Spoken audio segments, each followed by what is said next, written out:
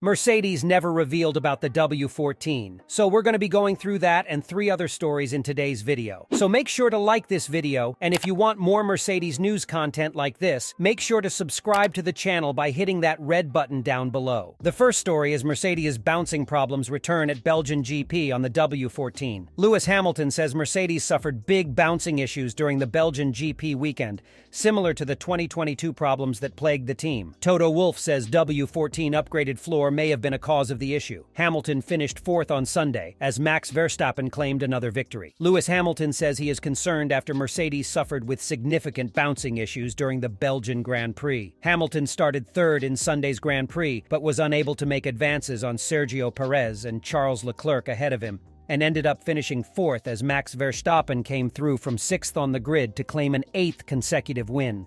Mercedes were plagued by significant bouncing, or porpoising, during the 2022 season, which was the first year of F1's current technical regulations, and Hamilton said the W14 was suffering from similar levels of bouncing at Spa. It was kind of a non-eventful race. There wasn't much going on, and I wasn't able to keep up with the cars ahead of me, Hamilton told Sky Sports F1. Struggled at the beginning, rear end is our biggest issue, and we had big bouncing this weekend. So we were back to the bouncing like we had last year. The team, don't know what's caused the bouncing. To me, it is a concern, but we'll work through the data this week and try and figure out what we do for the next race. I know what I want, I'm praying for it, and I'm just waiting for the day we get it. Despite the bouncing issues, Hamilton was able to claim the fastest lap of the race on the final lap after a late pit stop.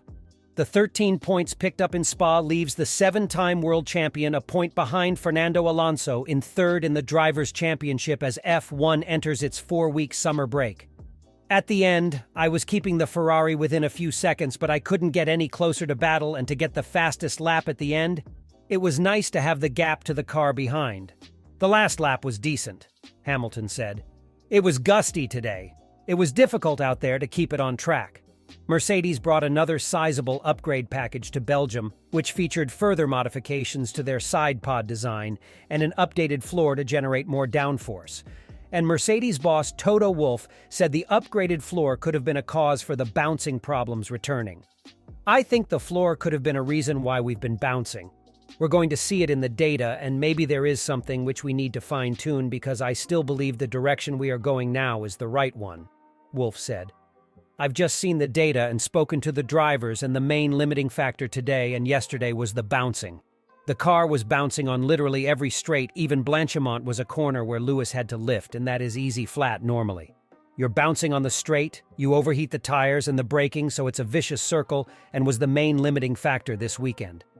It's frustrating to check out on holidays like this. Tomorrow and after tomorrow we're going to understand more based on the data. The second story is Toto Wolff had a few words for Red Bull after the Belgian Grand Prix. Mercedes team principal Toto Wolff has insisted Max Verstappen has all the reasons to be cheeky after dominating for the 8th race in a row at the Belgian Grand Prix. The Dutchman secured victory over teammate Sergio Perez by 22.3 seconds, despite starting 6th on the grid following a gearbox penalty.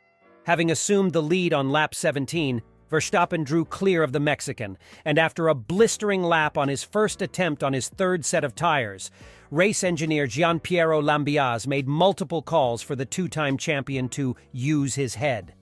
But Verstappen quipped that he could instead pull clear and allow for another pit stop to give his mechanics practice. He has all the reasons to be cheeky, Wolff told media, including Racing News 365. He is driving circles around everybody else on merit. You have got to watch that on the one hand, as much as it is annoying.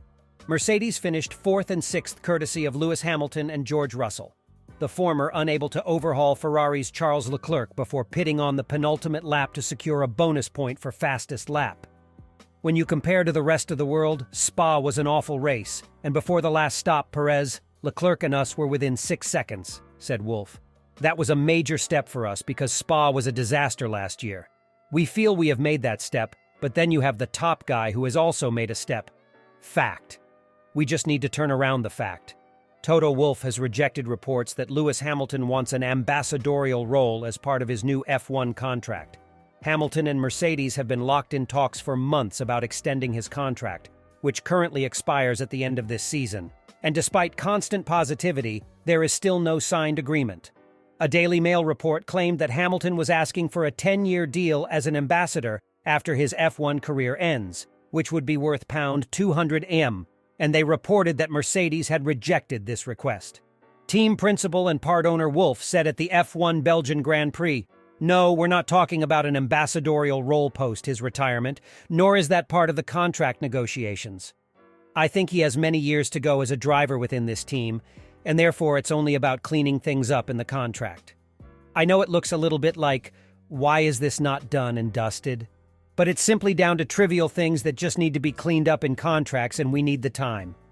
Wolff had previously said after the Austrian Grand Prix that this is not a money discussion, it is about the future.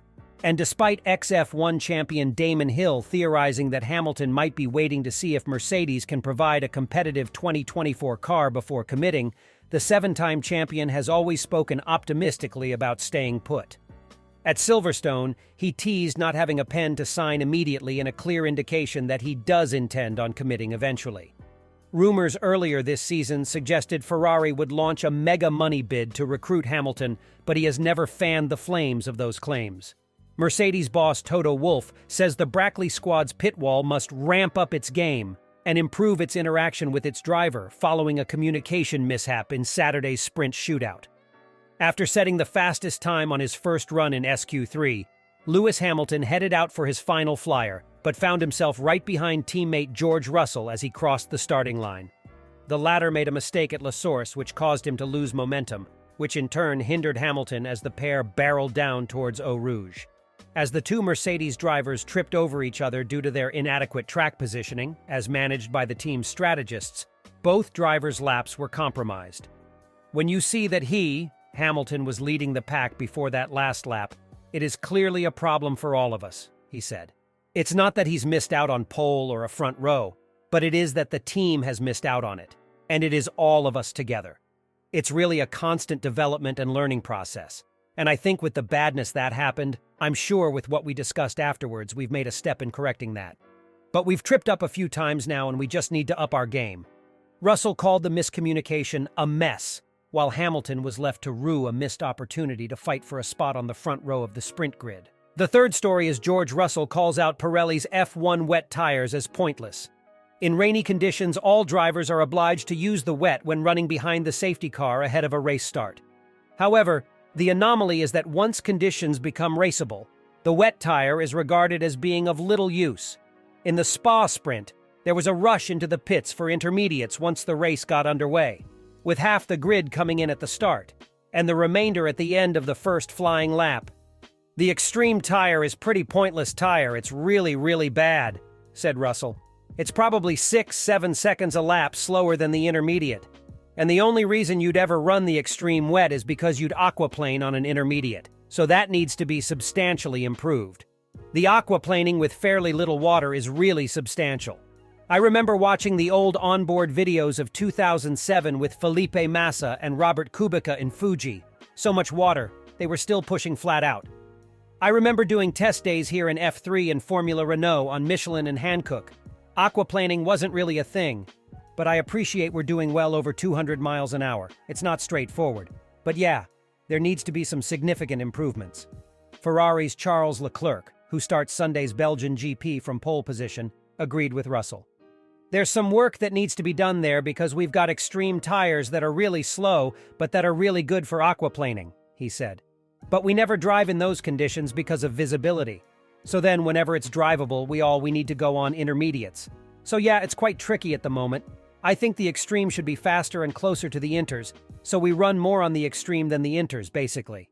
Earlier in the Spa weekend, Russell suggested that the FIA would have to make bold decisions about racing in wet conditions, and the GPDA director said he was happy that the sprint started after a delay for heavy rain, followed by several laps behind the safety car.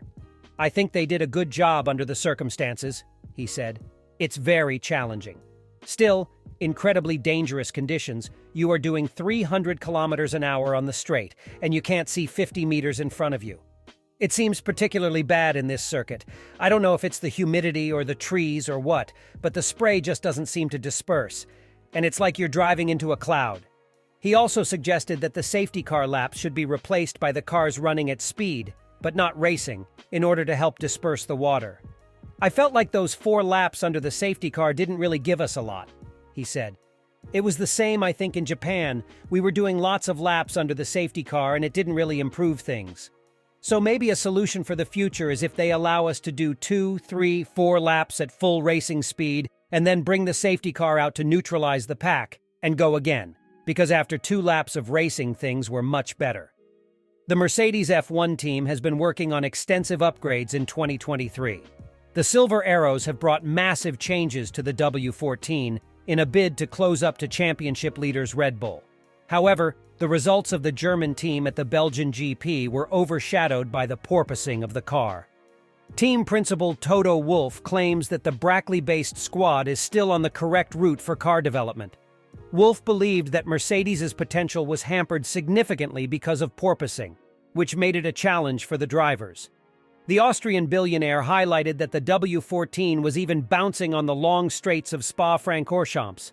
He is quoted by motorsport.com, "The main limiting factor was the bouncing. The car was just bouncing literally on every straight."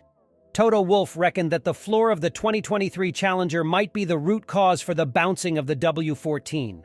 Subsequently, the Mercedes team boss hoped that the team could work and find a solution to this issue. Although Wolff made it clear that the team was confident of its current development route.